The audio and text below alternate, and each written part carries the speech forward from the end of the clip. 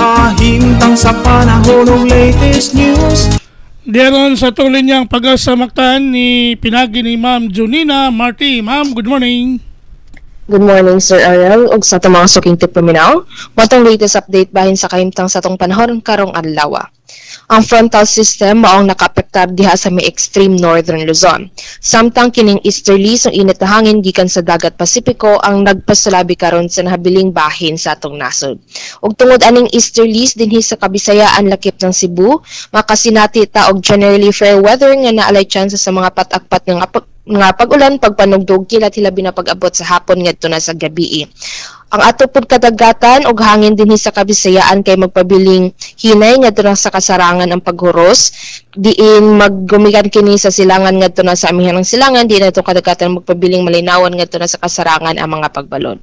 Dinhi sa Cebu atong kadagatan kay nihunas ganinang alas 4:38 sa kadlaw ug motaob kini unyang alas 10:54 sa buntag.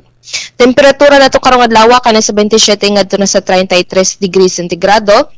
Ug bahin naman sa atong heat index monitoring, ang maximum heat index na nato na record dinhi sa Mactan gahapon kay niabot og 39 degrees Celsius. Ug sa mga mosunod na adlaw, expect gihapon kitag between 38 to 40 degrees Celsius that is still under extreme caution category. So kung mahimo minusan natong paggawas-gawas sa atong mga pamanimalay labi na pag-abot sa hapon, udto ngadto na sa hapon, ug didyo nato malikayan kay magdala ta permanente payong o kalo pananggalang sa init ug di po nato kalimtan magsigig inom og tubig. At ang haring adlaw kay nisilang ganinang alas 5:23 sa buntag ug mosalop kini unyang alas 5:58 sa hapon. Philippine Standard Time kay alas 5:34 na ug matong latest weather update gikan diri sa buotan sa DUST Pag-asamaktan. Kini si Junina Marte, mayong buntag ug daghang salamat. Salamat kayo Ma'am Junina, ya may buntag sa Pag-asamaktan. Yes, sir. Okay, good morning.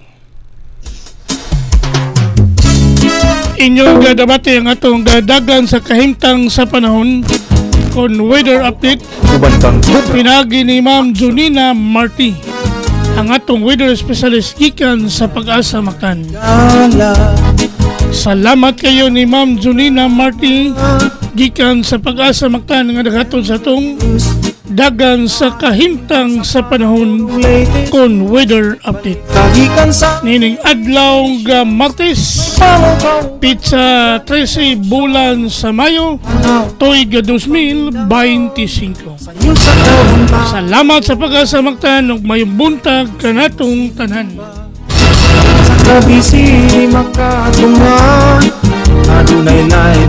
Standby, Jojo Kalinawan. Mutambong og magamputa, miskong balitaning atong dakbayan, mahipalugayot ang katawhan, panita sa trapiko inyong masayran. Sa Lapu-Lapu City